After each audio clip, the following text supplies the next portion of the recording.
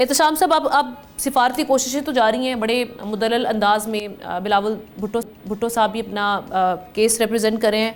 And on a lighter note, जो उनका एक जुमला भी बड़ा इस वक्त सोशल मीडिया पर ज़ेर बहस है, लोग उस पर मीम्स भी बना रहे हैं। वो कह रहे हैं जी टेमू वर्जन है नेतन्याहू के मोदी साहब। वो आपकी नज़र से भी गुजरा होगा।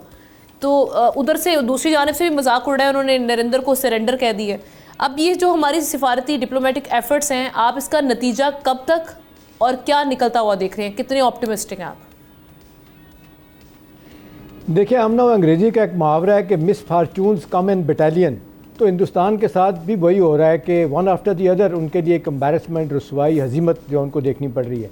एक तरफ बिलावल भुट्टो साहब ने जो कहा वो इंडिया में भी बड़ा मशहूर हो रहा है कि जी जिस तरह उन्होंने ब्रैकेट किया नेतन्याहू के साथ मोदी को, और दूसरी तरफ आमना जो अमेरिका से एक वीडियो शायद आपकी नज़र से गुजरी हो, वो वहाँ पे तो गए हुए हैं शशि थरूर साहब, बुनियादी तौर पे बीजेपी के मेंबर हैं और वो डेलीगेशन लीड कर रहे हैं। तो एक महफिल में खाना खाया जा रहा है, गाने गाए जा रहे हैं और एक मेंबर खातून जो डेलीगेशन है वो गाना गा रही हैं।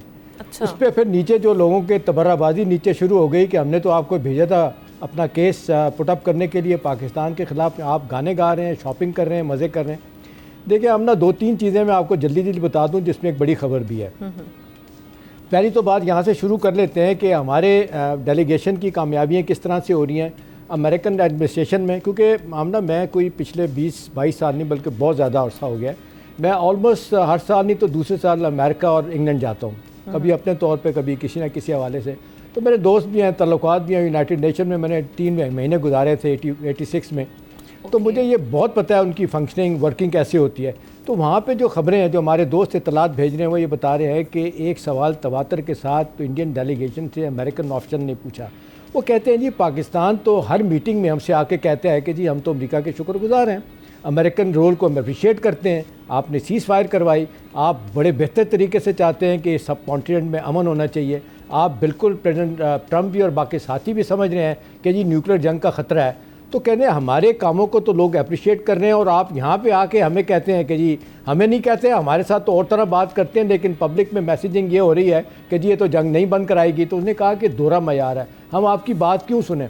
देखिए, हम ना अब एक तो अमेरिका नाराज़ हो रहा है और फिर दूसरी तरफ जिस तरीके से अपना क्या कहते हैं इन्होंने शशि थरूर साहब ने जिस तरह गुफ्तगू की है। अब शशि थरूर साहब के बारे में कहते हैं उनकी बहुत सारी किताबें लिखी हैं, आखिरी उनकी किताब मेरा ख्याल है सेव द इंडियन सोल, उसमें वो बड़ा वाज़े तौर पे कहा गया है कि बीजेपी और मोदी के होते हुए हिंदुस्तान सेफ़ नहीं है। तो लोग कह रहे हैं कि जी आपने उनको क्यों भिजवाया, हमारा केस ही ख़राब कर दिया। G7 कंट्रीज से जो हमने इतलात आ रही हैं वो हिंदुस्तान के लिए बड़ी मुसीबत बन गई हैं। देखिए, उनकी जो वज़ीर ख़ारजा सेक्रेटरी ऑफ स्टेट कनाडा की, वो नाम है उनका अनीता आनंद।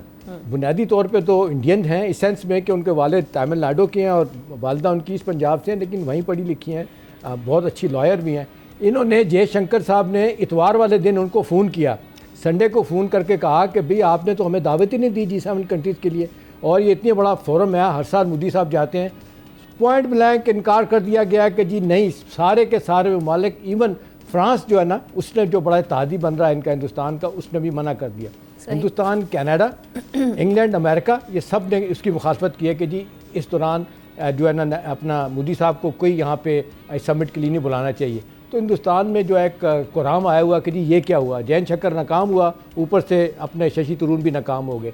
एक तो ये है कि कनाडा के बाद बाकी ममालिक भी G7 कंट्रीज में नाराज़ हो गए। फिर इसी एलिमेंट को हम ना इस तरह देखें कि एक तरफ वेस्ट और अमेरिका में कहा जा रहा है कि जी ये हमारी टेक्नोलॉजी लेड बाई जो अपने राफेल वाली थी वहाँ नाकाम हुई है। दूसरी तरफ मैं आपको बताऊँ रशिया भी नाराज़ हो गया। सर्जी और नरोफ जो वज़ीर ख़ारजा हैं, उन्होंने ये बड़ा वाज़े तौर पे कहा है कि जी हिंदुस्तान जो है ना वो तो क्वाड का मेंबर बनने के बाद नेटो का मेंबर बनने जा रहा है, हाँ, और अफ़गानिस्तान में जिस अंदाज से मुदाखलत करना चाह रहा है ये हमें एक्सेप्टेबल नहीं है। तीसरी बात हमना जो ज़्यादा इंपॉर्टेंट है, वो जो इस वक्त सूरत हाल जिस तरफ पैदा हो चुकी है वो ये है कि पाकिस्तान से जो अमेरिका से जो इत्तलात आ रही हैं, हमारे डेलीगेशन ने जितनी कामयाबी के साथ अपना नुक्ता पेश किया, और फिर रशिया में जो हमारे फातमी साहब, तारिक फातमी साहब ने पेश किया, तो ओवरऑल कंपैरिजन इसका दुनिया भी ड्रॉ कर रही है। दुनिया के अखबारात भी लिख रहे हैं कि एक वक्त में दोनों ममालिक के डेलीगेशन है। और वैसे डिप्लोमेटिक जो आप देखें बहुत बड़ा फोपे हुआ उनका कोलंबिया में, आपने देखे वहाँ जो एम्बेरसमेंट हुई, जिस तरह उन्होंने पाकिस्तान में दहशत गर्दी के वजह से पाकिस्तानियों की तारीफ की, वहाँ से इनका डेलीगेशन नाराज़ होकर चला गया। अब ये आलम यह है कि हिंदुस्तान को किसी तरफ से पजीराई नहीं मिल रही। अल्हम्दुलिल्लाह हमारा जिस लिहाज से सफारतकारी के मैदान में हमने जो काम दिखाया, हिंदुस्तान में जो है ना इस पर बड़ी बहस हो रही है, आपस में लड़ाई मार कुटाई और गाली गलौज का सिलसिला जारी है। बुनियादी सवाल ये है कि क्या अब दुनिया आगे आएगी? कहा जा रहा है कि जी अब ये कश्मीर पे और पानी पे और दूसरे मसाइल पे इनको एक जगह बिठाने की बात हो रही है, क्योंकि जिस तरीके से हाइफेनेट किया हिंदुस्तान और पाकिस्तान को अमेरिका ने, वो कहते हैं इसको आगे लेके चलेंगे। जी चलें। सब्सक्राइब करें और बेल दबाएं ताकि कोई खबर रह न जाए।